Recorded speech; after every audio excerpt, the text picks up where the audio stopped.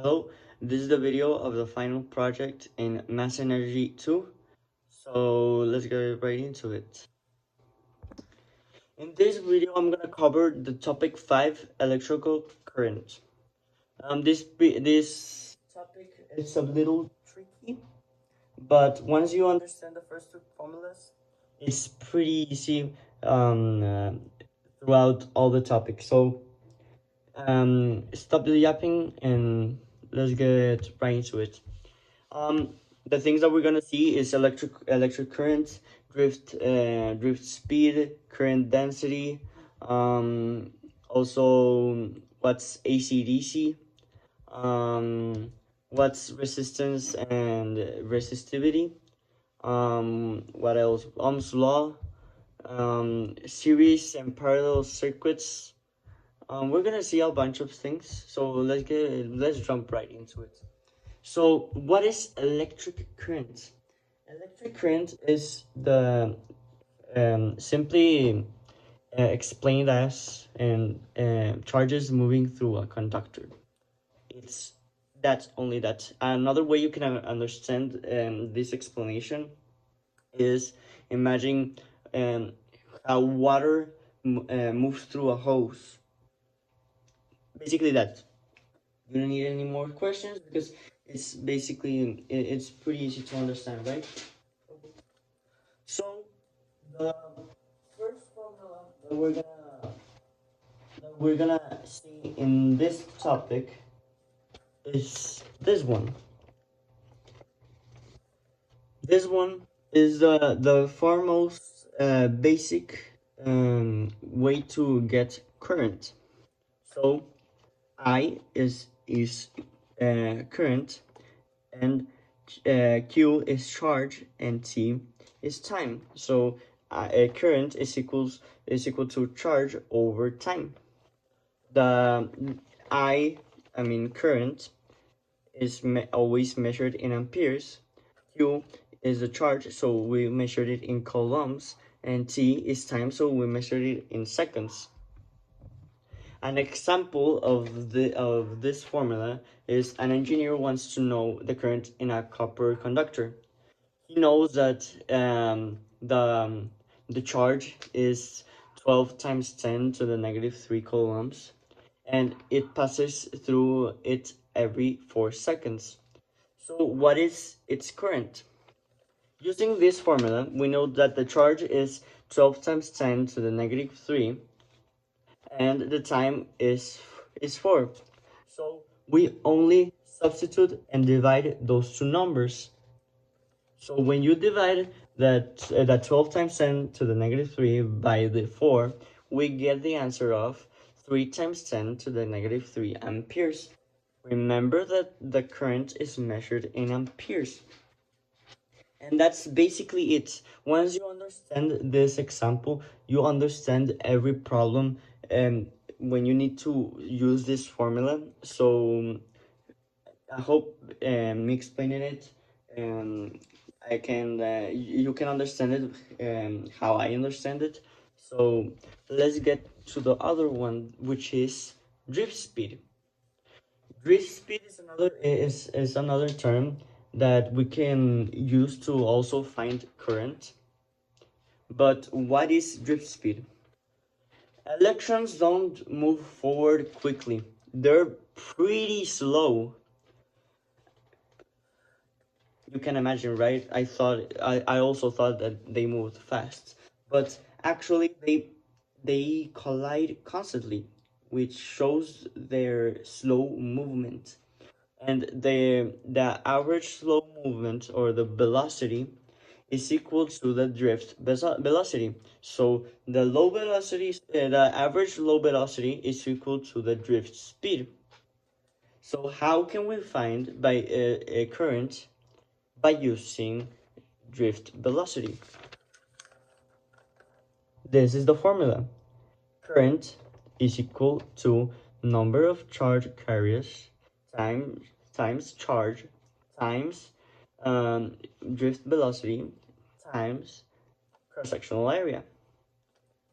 Cross-sectional area is always measured in meters. This is measured in meters per second. Q is measured in coulombs, and N is just a number. It's just a number.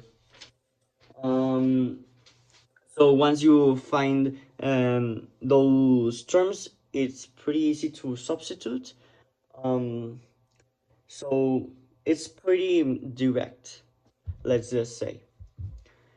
So now that we find the two ways that we can find the current, now we there's another thing called current density. Current density is the how much current flows per area. So these are the formulas that we use to find the current density. Here is the first one. It is current density, which is labeled as J. Is equal to the I of current and A, which is the dot cross-sectional area. But this is not the only way that we can find the current density. We can also find it by using drift speed, almost like the other one, but without the cross-sectional area. So here it is. It is number of charge carriers times the charge times the drift velocity. And that's basically it. Once you understand the previous formulas and how to get each term and how to maneuver the formulas, you can understand this formula in almost instantly. So let's not waste any more time and go to the other one. What is AC and DC? DC is direct current. Direct current basically means that it's in one direction. Don't okay. And AC is alternating current with changes that the current basically changes direction periodically.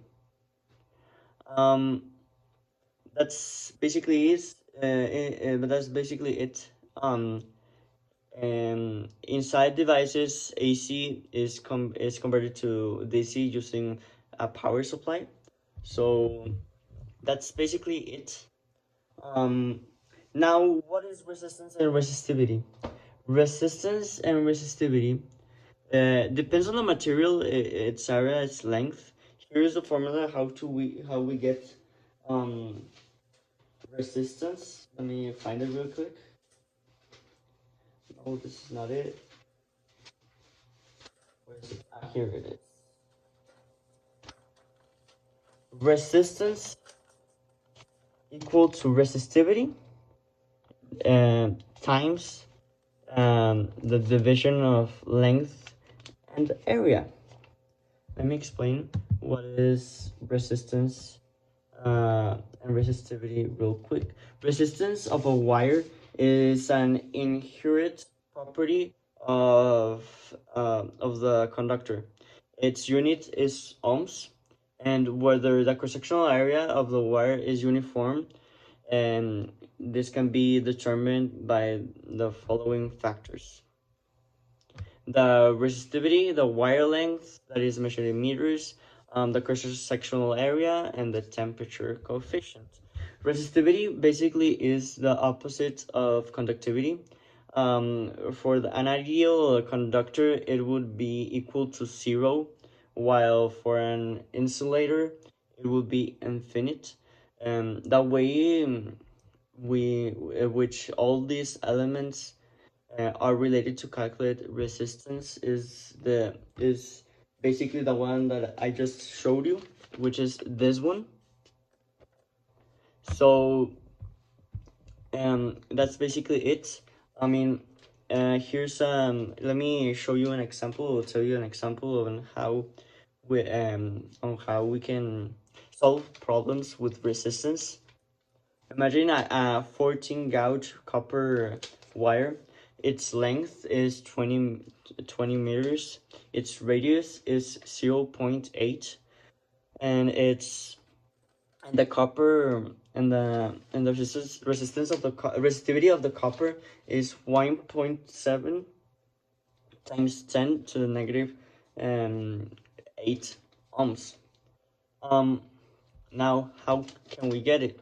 First, we need to find the area uh, of the copper wire, which we only have the how do you say the radius, which the area is basically how we always find it, pi times radius or in in two. So I mean squared. Sorry. So it's basically 2.08 times 10 to the negative 6 meters squared. So now we apply it to the formula because we have all of all of the things beforehand. So how we apply it is the resistivity of the copper, which is 1.7 times 10 to the negative 8, times the division of these two, which is 20 divided by 2.08 times 10 to the negative 6, which the resistance more or less equals to 0.163 ohms. Now we're gonna learn about how can we know the um, the resistor stripes, the color code example. So every resistance or every resistor has colors. Um, there's a table which shows us all of the numbers which are the that have the um each color. So red, in this example we're gonna use red, black, gold. No, no, red, black. It's easier. So when um, when we find this the resistance of this resistor, we we the first two numbers that we get, which is the first two reds that are equal to 2, we basically just how do you say, make him one unit, like putting them together. So 2 and 2 together is 22, and that's times the zeros that we have for the next number, which is black. Black is equal to 100, which is 10 to the 2. So 22 times 100 is 2200 ohms. That's basically how we do the code in this topic. Now, for finally the Ohm's law, it's pretty simple.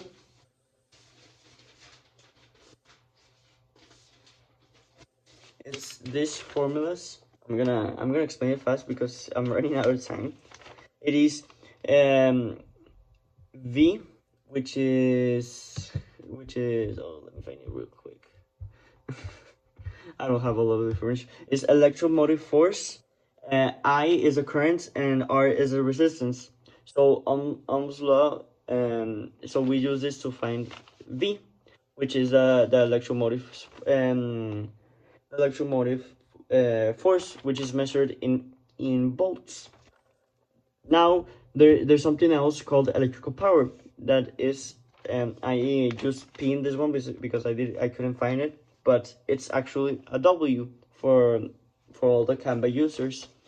But we use all as we use here um, uh, electromotive force, electric current, and resistance. We use them here, but in different ways. Electromotive force times current. current times current squared times resistance, and electromotive squared, the electromotive force squared divided by resistance. There's a lot of formulas to find the the electrical power. Now we're gonna head to out of here because it's time. I couldn't explain the the series parallel and mixed circuits. I hope you understand the basics of this topic. It's pretty easy to understand, but it's a lot of stuff. It's a lot of stuff. Um, it was and this semester was pretty good. Um, um, I I thank you for all the teaching that you did. I know that this video is kind of and pretty long. Is because I'm not good at explaining, and I need to add more things for me to for somebody to understand it. Um, but thank you, Mr. Ernesto. Este, and I hope we can meet in the future. I mean, this was a pretty fun semester. I hope you enjoyed it too. And we're gonna head out of here.